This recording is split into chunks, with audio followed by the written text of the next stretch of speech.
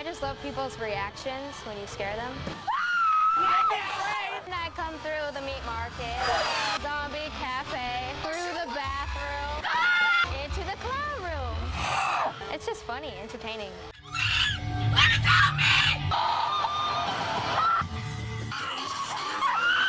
It's just fun to get stress out.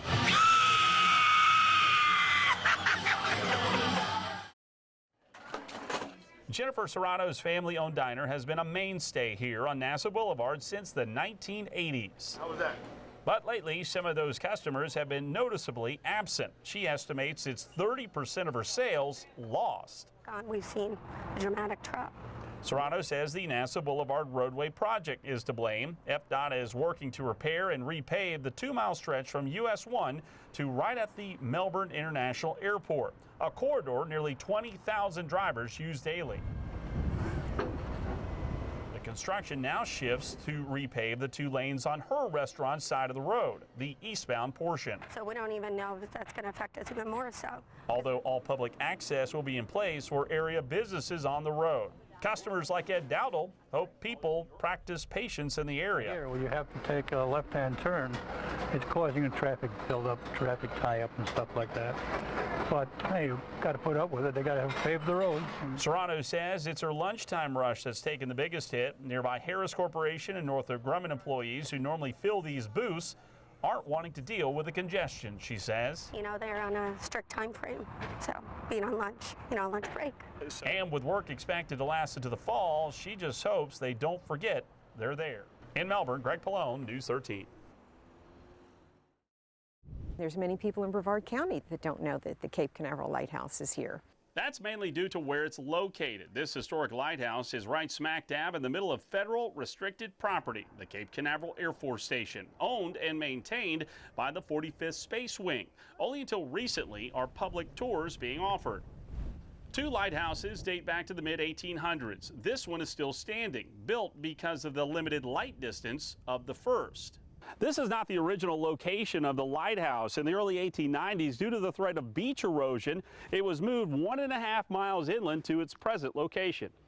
The 3 lighthouse keeper homes were destroyed years ago. Now there's a push to rebuild them. The cost isn't cheap, in the neighborhood of $1 million. But the Lighthouse Foundation says you can't put a price tag on history. The cottages that the families lived in, the lighthouse keepers for many, many years, and we'd like to restore the community the way it was. The replica cottages will showcase how they lived during their long-term assignments at the lighthouse. Volunteers will staff the buildings, spreading the history of the property to school kids and anyone who wants to learn about it, shining a light on how the people in the lighthouse safely guided mariners to shore in a low-tech world. So I think if you come out, you can easily become a part of it. At the Cape Canaveral Air Force Station, Greg Pallone, News 13.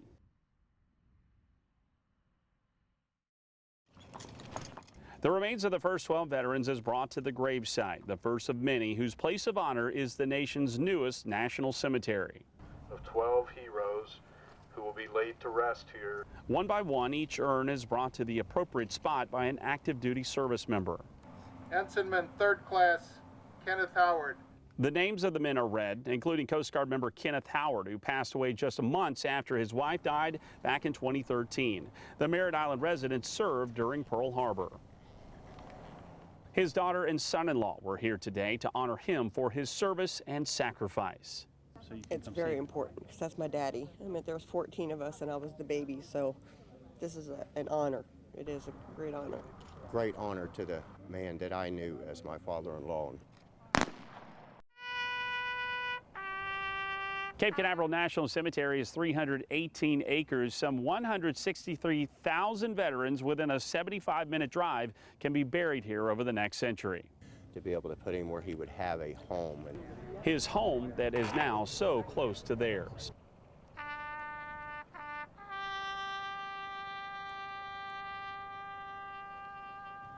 In Brevard County, Greg Pallone, News 13. My wife saw it. I walked right past it, of course. For Mike Clark and his wife, it was a nice, soothing stroll down Playa Linda Beach, just north of the Eddy Creek parking area back on November 1st, until they spotted something strange at the edge of the surf. Obviously, it's a waterproof housing, There's another camera inside here. This dive camera covered with barnacles. You could tell it had been at sea for quite some time, but it held up really well, including the actual digital camera tucked away safely inside the waterproof casing.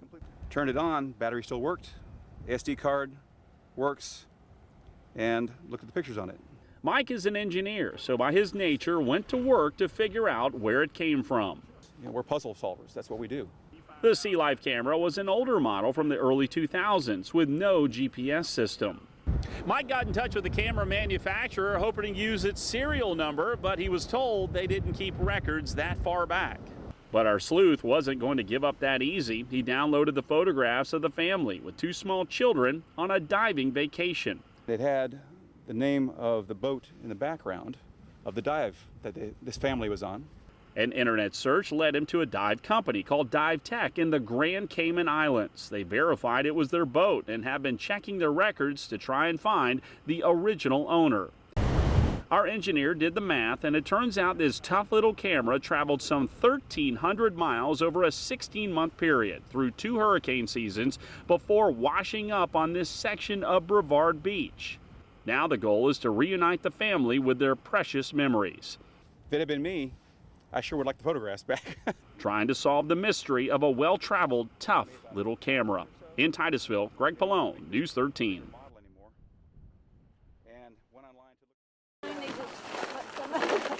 Even the littlest things that you do can make a huge difference in our community. My title is Ms. East Coast Galaxy, and I'll be competing for Ms. Galaxy in about 3 weeks in Orlando.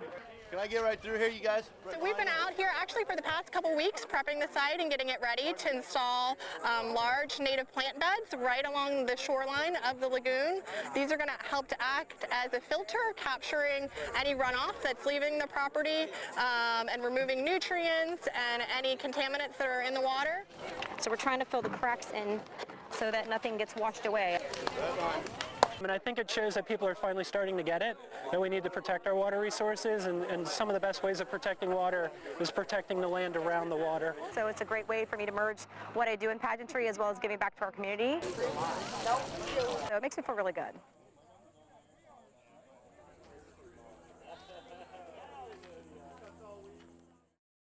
Oh yeah, there's another card up here too.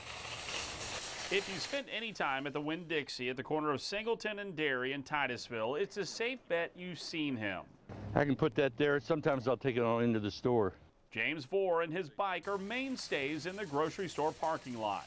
He's a good old guy. He's been out here for years doing this. Yeah, I get to meet a lot of people, interesting people. He's not shopping, though, at this store less than a mile from his home. James brings up the carts that others leave behind. James has been collecting these carts for some 18 years, several days a week for several hours a day. The longtime space engineer retired nearly 2 decades ago, but he wasn't one to sit around. He preferred to ride around and get exercise. His good deeds began one day after Mass when he spotted a shopping cart someone left out in the lot. He wanted to lend a hand to the store staff, so he hopped on his bike and brought it to the collection area. James thinks he brings up an average of 100 a day, so he's done it tens of thousands of times. So that'd be pretty many carts. So how long will this 83-year-old do-gooder keep it up? As long as I can. With your everyday hero, Greg Pallone, News 13.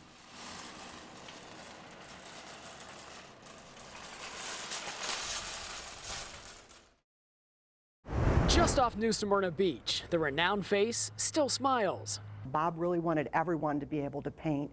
At the Bob Ross Art Workshop and Gallery in Volusia County, visitors can learn how to paint like the master.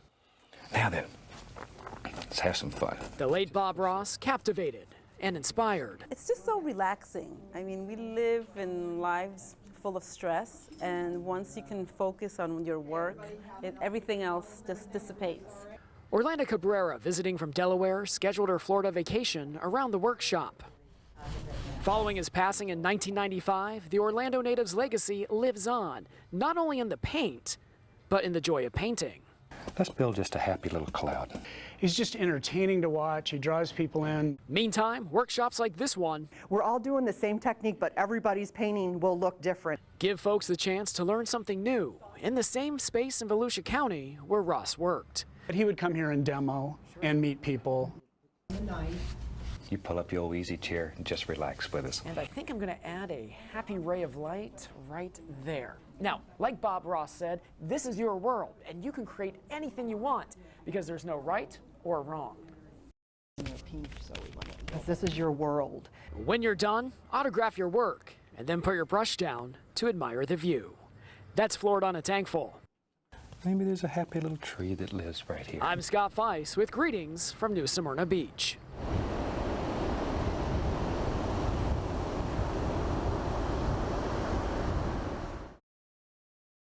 It's off the dock, the port, back up to the yellow lighthouse, around at the port. So Dragon's in the water.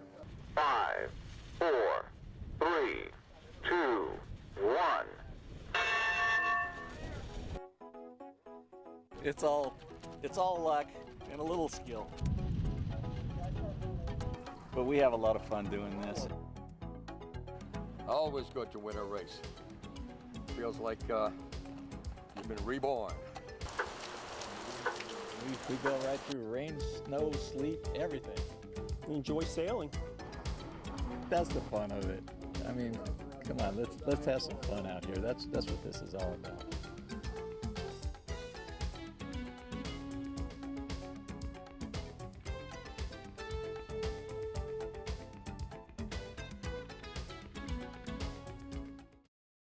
You've seen it in the movie. Someone's walking along the shore and all of a sudden they find a bottle with a message in it. This happened for a Brevard County couple who found a bottle with not one, but 16 messages inside. And I was walking, went down on the deck and down to the beach and walked about maybe 75 feet north of the deck, and there was this green bottle laying on the beach. The bottle was covered in barnacles, so he decided to break it. That's when he found 16 little papers rolled inside. I brought them home and we looked at them, and of course we couldn't read them, but the pictures told the story. Pictures like this one with the word peace written in Spanish. After a little research, the Warners found out the messages were written by an elementary school class in Spain. We got in touch with the school and they sent us these pictures. Turns out the students did this as part of a World Peace Day project. Little did they know, their messages would end up almost 5,000 miles away here on Melbourne Beach. It's amazing that schools halfway around the world that we didn't know very much about at all, and that they are thinking on the same lines that I think most Americans are. You know, we want peace. The Warners are hoping to one day return the messages in person. Yeah, I would like to talk to them. I would like to see, you know, and hopefully within the next few years we'll be able to Not too many. do that trip. In Brevard County, Paula Machado, News 13.